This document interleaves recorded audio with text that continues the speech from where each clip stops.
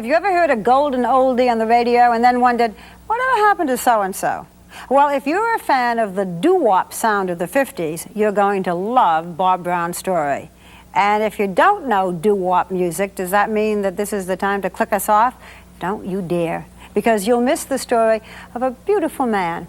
30 years ago, he had one of the smoothest sounds around. He was probably background music at your town's Lover's Lane. So who is this man, and why does he deserve our attention? Here's Bob's report.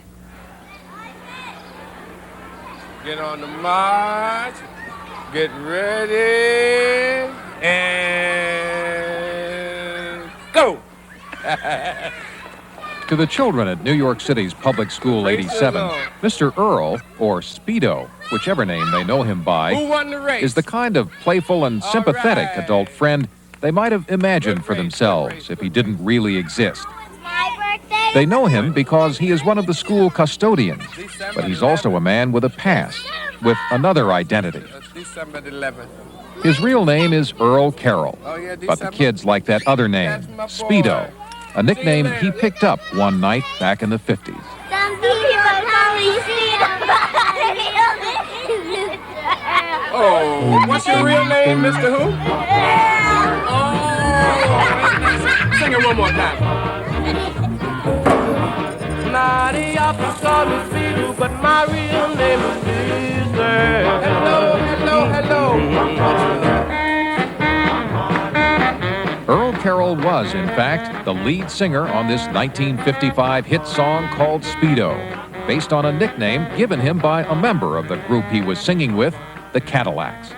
They were stylists of the harmonies we know as doo-wop. Harmonies that were echoing everywhere when Earl was a young man in school and answered their call in a clear tenor voice.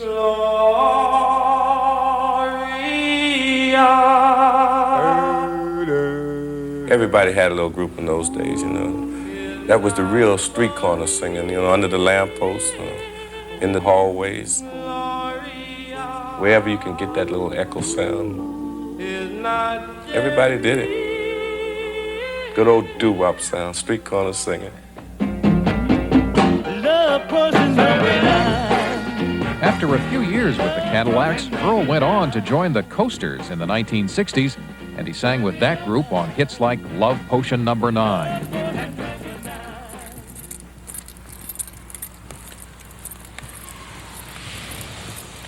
Don't play that song for me. It brings back memories. But like a lot of young performers who went off on the road, Earl didn't finish school.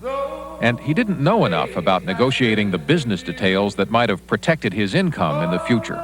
It wasn't about the money, really. It was for the love of singing. See, we're talking about 25, 30 years ago. And jobs then were paying 50 cents an hour, something like $32.50 a week, and they took tax out of that. Yeah. So from that to the limelight and making a little bit more money was like a heaven, you know. And then you did what you really loved to do. So. But you never got rich off of it? Oh, no. When Earl finally left the Coasters, after nearly 3 decades in music, he found there weren't a lot of new jobs available for a group singer, and he decided to go after something he'd neglected back when he first started out. He decided to take an equivalency test and get his high school diploma. That's how he became acquainted with the staff members of this school in 1982, a year when he also needed a job. I got in good with the custodian staff. I was offered a job. Say, well, Earl, would you like to try this? And I said, well, I'll give it a try. You know, what the hell, I ain't got nothing to lose. When Earl started here, the kids had no idea of who he was, other than a man who helped keep their school clean. But everyone discovered quickly that he had a rare talent. It was the talent for establishing instant rapport with these children, for being their friend. And that was something the teachers noticed, too.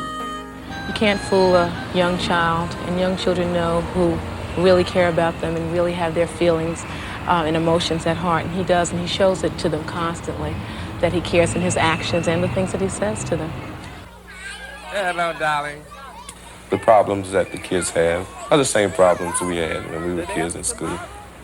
And there's some touching stories here, too. You know, it's not all laughing games. One of my kids' mother just died, and I didn't know. And he said, Earl, and he's smiling, you know, I would never know from one day to the next. And he said, yes, Earl, well, you know, I just lost my mom. Oh, man, and that really, you know, it's a sad situation, but we deal with it and try to keep his mind off and keep him on the right track and go straight ahead. Yes, certainly.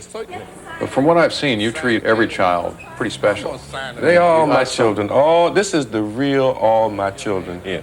We have 900 wonderful children. They're a big part of my life. The Wiz, that's your cut buddy, ain't it? Benji? Yep. What's up, Ty? Well, I thought y'all had a little... Okay. I love it. They keep me young. I love you. You love me? I love you, too. After Thanks, coming to know Earl first as a friend and custodian, the kids at PS 87 then began to fit together some pieces of his legendary past. Please be my girlfriend. I wanna be your lover, lover boy. Baby doll, please fill my heart with joy. Oh, little girl, say yes. I tell you. Yes, yes. About 2.5 years ago, Earl and another original member, Bobby Phillips, decided to reform the Cadillacs. And the school was a great place to practice. You remember why. Any place the music echoes.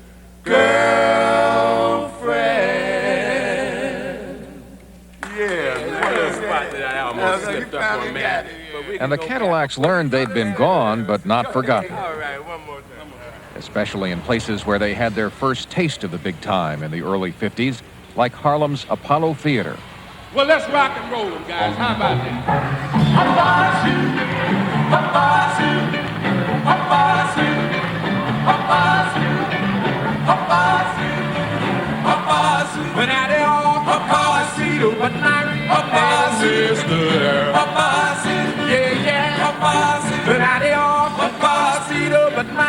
We saw the Cadillacs perform at the Apollo in late spring, and although Earl is now 50 years old, he can easily wear the same type of outfit, make the same moves he made as a teenager. Well, now, some may call me Mo, some may call me Joe. Yes, ma'am, but Speedo, he don't have to take it slow. Speedo, Speedo, real daddy mister. Yeah, yeah. How many times have you figure you've sung Speedo over the years? Oh, my God, it must at least a couple of million, at least. How do you manage that after so many I think times? it's the hat and cane that really turns me on. I'm a different guy when I put on my hat and cane. I'm somewhat of a ham anyway, so with a little personality and a half a voice, you can make it. In 1985, just a few months after the Cadillacs had gotten back together, they were on a televised rock and roll revival show from here at the Apollo. And that's what provided dramatic evidence to the kids back at PS 87 that their school day friend and janitor was also a star. They're just amazed. They say, Earl, I can't understand what you're doing here. You got a broom or mop, and I just seen you on television, and the double life they can't seem to relate with. You know, what are you doing here with us? I can't understand it. What do you tell them? Well, I tell them it's a good job. It's an honest job. The pay is good. The benefits is fantastic. And it's just a joy being around them.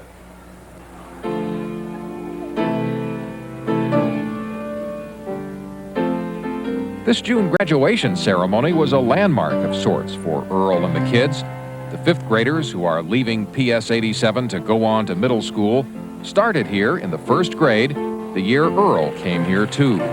They've shared their days with Earl, and before they left, it was Earl's turn, finally, to share a stage with them, to give them his version of a graduation speech. Good morning, ladies and gentlemen. I guess we all can agree that children are the world's greatest resource, huh?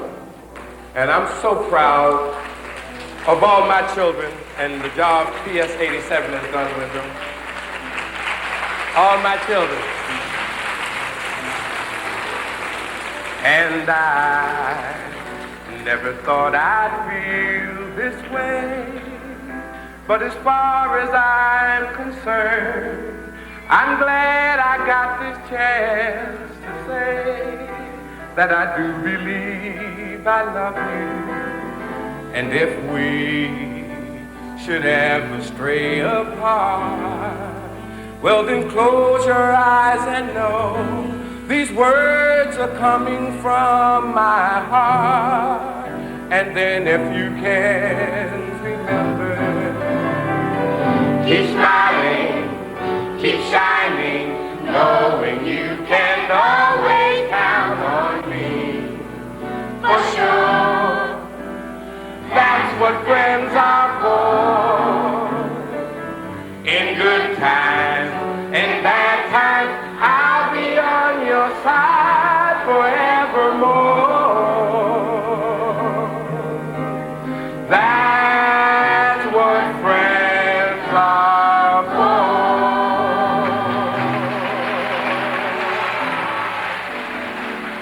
It's a beautiful situation that I got put in. I love you and good luck in the oncoming years. I'm just so proud to be a part of it. They call me Speedo, but my real name is Mr. Earl. Let's say you have a hit record, and would you give up this job again to go back into music full time? I'd give it up, but I'll always come back. If I make it, if I don't, I'm be here, one way or the other. It's very touching. You know, it really is. And it's I must say, a good picture of a New York public school, and one that a lot of people may be surprised at. You tend to have an image of New York public schools as being the blackboard jungle, but that was really a wonderful place. You know, I don't know whether I hope that he makes it or he doesn't make it because of these I think kids. everybody has mixed feelings about that. He's built up such a great relationship with the community. They helped raise money with a concert for a playground for the school, and the principal says that's now the best playground in New York City. But he is recording. He would like to have a hit record, and you have to wish him well on that, too. Well, we do. You know, there are lots of unsung heroes like Speedo, and it's nice to be able to pay tribute to some of them now and then. It was a delight. Thank you, Bob.